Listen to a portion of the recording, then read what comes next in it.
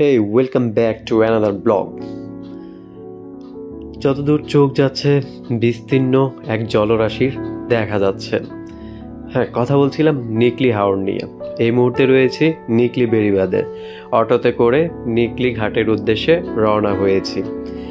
গতকাল সকালে রওনা দিয়ে বিকেলে এসে পৌঁছাই কিশোরগঞ্জ জেলার কটিয়াদি উপজেলার ভুনা নামক একটি গ্রামে। রিলেটিভের বাসায় উঠেছিলাম, সেখান থেকে সকালবেলায় রওনা হয়েছি। আজ 2রা অক্টোবর, রোজ বৃহস্পতিবার। পুজোর ছুটিটাকে সিলেক্ট করে নিয়েছিলাম। ঢাকা থেকে ওয়েদার আপডেট দেখেছিলাম 3 দিন খুব বৃষ্টি হওয়ার সম্ভাবনা রয়েছে। আমার অনেক দিনের স্বপ্ন ছিল হাওর জুড়ে বৃষ্টি হলে সেই সৌন্দর্যটুকু উপভোগ করব ট্রলারে বসে। আর সেই কথা মতোই পুজোর ছুটিটাকে সিলেক্ট করে নিকলি হাওরে আসা। সকালবেলার ওয়েদারটা দেখেই খুব ভালো লাগছে, মেঘাচ্ছন্ন হয়ে আছে। আশা করছি হাওরে নামার সাথে বৃষ্টির একটা দেখা পাবো।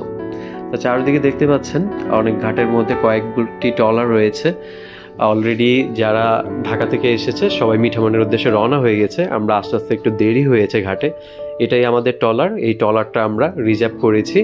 ঢাকা থেকে আরও 2টি পরিবার এসে আমাদের সাথে জয়েন্ট করেছে। এখানে আমরা 3টি পরিবার মিলে জনপ্রতি 300 টাকা করে ট্রলারটি ভাড়া করি। আমাদেরকে নিকলি ঘাট থেকে মিঠামইন ঘাটে নিয়ে যাবে এবং মিঠামইন ঘাট থেকে আবার পুনরায় নিকলি ঘাটে নিয়ে আসবে। তো এখানে কোনো নির্দিষ্ট করে সময় নেই। এখানে মাঝির কাছ থেকে যতটুকু জানতে পেরেছি, বাতাসের বেগ যেহেতু নিকলির দিকে, সেই কারণে আমাদের নিকলি থেকে মিঠামইন যেতে প্রায় 2 ঘন্টা থেকে 2 ঘন্টা 20 মিনিট লাগবে। নিকলি বেড়িবাঁধের এটাই শেষ পয়েন্ট, অর্থাৎ ফায়ার সার্ভিসের একটি স্টেশন এখানে দেখতে পাচ্ছেন। এখানেই বেড়িবাঁধটি শেষ হয়েছে। আর বেড়িবাঁধের কোল ঘেঁষেই আমরা আস্তে আস্তে হাওরের মাঝে প্রবেশ করছি। তো যত দূর চোখ যাচ্ছে আমাদের হাওরের সেই বিস্তীর্ণ জলরাশি আমাদের সামনে ভেসে আসছে একটু একটু করে। তো বেড়িবাঁধ শেষে আমরা চলে যাব। অনেকটা ফিল হচ্ছে যে অনেক প্রশস্ত একটা নদী, সেই নদীর মাঝে আমরা প্রবেশ করছি। তো বেড়িবাঁধটাকে টাটা দিয়ে আমরা এখন প্রবেশ করব হাওরের মাঝখানে।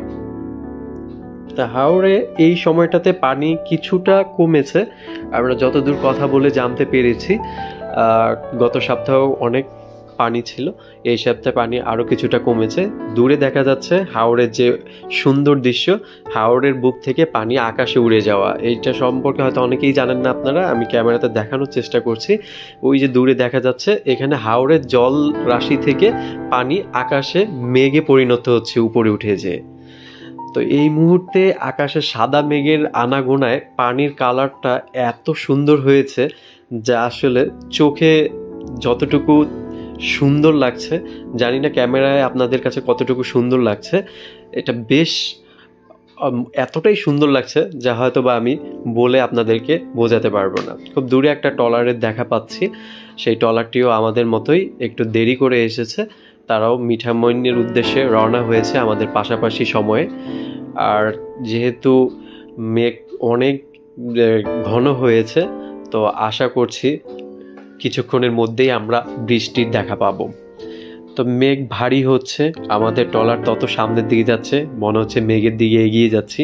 আমাদের সামনে আরেকটি ট্রলার রয়েছে, আর ডান পাশে যে ট্রলারটি, এটা সম্ভবত স্থানীয় মানুষদের নিয়ে লোকাল একটি ট্রলার। এখানে কোনো পর্যটক নেই, লোকাল যারা আছে মিঠামইন থেকে নিকলি আসা যাওয়া করে সেরকম একটি ট্রলার। এখানে বলে রাখা ভালো, আপনারা লোকালও চাইলে যেতে পারেন।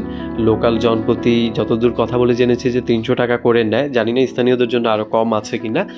আর ট্রলারের যে বিষয়টা রয়েছে, ট্রলারের কোনো নির্দিষ্ট রেট নেই। এখানে ট্রলারের মাঝিরা যে যার ইচ্ছে মতো ভাড়া নিয়ে থাকে। বলতে বলতে সেই কাঙ্ক্ষিত বৃষ্টির দেখা পেয়ে গেলাম, যেই বৃষ্টির জন্যই এই সময়টিকে সিলেক্ট করে এই বিস্তীর্ণ জলরাশির নিকলি হাওরে আসা। তো যতদূর সামনে যাচ্ছে বৃষ্টি আস্তে আস্তে তার বেগ বাড়িয়ে দিচ্ছে। আর আমার চোখের সামনে আমার কল্পনার যেই দৃশ্য এঁকে রেখেছিলাম হাওরে এসে দেখব বলে, সেই দৃশ্যটা বাস্তবে দৃশ্যমান হচ্ছে। তো ট্রলারের এই মুহূর্তের ভিতরে আমরা অবস্থান করছি। ট্রলারের ভিতরে জানালা দিয়ে আমরা সেই বৃষ্টির মুহূর্তটা উপভোগ করছি। আমার সাথে থাকা আরও যে 2টি পরিবার রয়েছে ঢাকা থেকে আসা, তারাও বেশ উপভোগ করছে। অনেকগুলো জানালা রয়েছে, সবাই এক একটি জানালার খোপে বসে সেই বৃষ্টির দৃশ্য দেখছে, যা দেখার জন্য অধীর আগ্রহে আমরা অপেক্ষা করছিলাম। আমার মনে হয় কেন জানি মানে এই হাওর জুড়ে বৃষ্টি পড়ার যে দৃশ্যটা, অর্থাৎ ঢাকায় আমরা যারা থাকি বা আমরা যারা নির্দিষ্ট কোনো এরিয়াতে থাকি, কোনো একটা খোলা মাঠে যদি আমরা বৃষ্টিতে ভিজি, আর বৃষ্টি সীমানা কিছু দূর যেয়ে শেষ হয়ে যায়, কিন্তু এই এক অভাবনীয় দৃশ্য বৃষ্টির জলরাশিতে, মানে এক অপূর্ব দৃশ্য। বিস্তীর্ণ এই জলরাশির মধ্যে চোখ যত দূর যায় তত দূর বৃষ্টির দেখা মিলছে।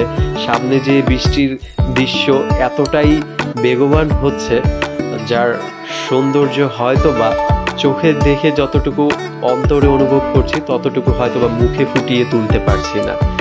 তো আমার স্বপ্নের সেই দৃশ্য বাস্তবে রূপ নেওয়ায় আমি বেশ উপভোগ করছি এবং আমি বেশ আনন্দিত যে ট্রলারের ভিতর থেকে আপনারা দেখতে পাচ্ছেন যে গাছটিকে আমি একটু জুম করে দেখানোর চেষ্টা করছি। আর বিস্তীর্ণ এই জলরাশির মাঝে একটি গাছ দাঁড়িয়ে আছে, চারিদিকে শুধু অথই পানি, বেশ সুন্দর দেখাচ্ছে।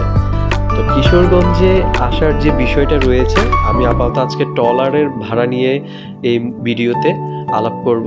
পরবর্তী নেক্সট পার্টে আমি আপনাদের সাথে ঢাকা থেকে আসার বিষয়গুলো ক্লিয়ার করব। কি এখানে ট্রলার ভাড়ার নির্দিষ্ট কোনো কিছু নেই। এখানে মাঝিরা 3,500, 4,000, 5,000 ট্রলারের সাইজ অনুযায়ী নিয়ে থাকে।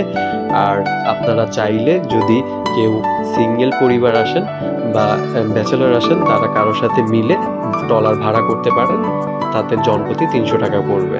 তো এখানে আপনাদেরকে তারা মিঠামইন নামিয়ে দিবে। মিঠামইন থেকে অষ্টগ্রাম যাওয়ার জন্য আপনাদেরকে 2 ঘন্টা সময় দিবে। সেই 2 ঘন্টা আপনারা ঘোরাফেরা খাওয়া দাওয়া করে আবার পুনরায় মিঠামইন ঘাটে চলে আসবেন। সেখান থেকে আপনাদেরকে আবার ট্রলারে করে নিকলি ঘাটে নিয়ে আসবে। তবে এখানে বলে রাখা ভালো, আসার সময় বেশি একটা সময় লাগে না, কারণ তখন বাতাস মিঠামইন থেকে নিকলির দিকে থাকায় ট্রলার দ্রুত চলে আসতে পারে। সেই সময়টা 1 ঘন্টা 20 মিনিট থেকে 1 ঘন্টা 30 মিনিটের মতো লেগে থাকে। তো এই মুহূর্তে খুব ভারী বৃষ্টি হচ্ছে, যেটা আমি আসলে এই মুহূর্তে বলার ভাষা হারিয়ে ফেলছি। আমি যে দৃশ্য দেখে মুগ্ধ হচ্ছি, যতদূর চোখ যাচ্ছে বিস্তীর্ণ জলরাশির মাঝে বৃষ্টি পড়ার দৃশ্য ততই আমাকে মুগ্ধ করছে। কথা হবে নেক্সট পার্টে মিঠামইন থেকে অষ্টগ্রাম।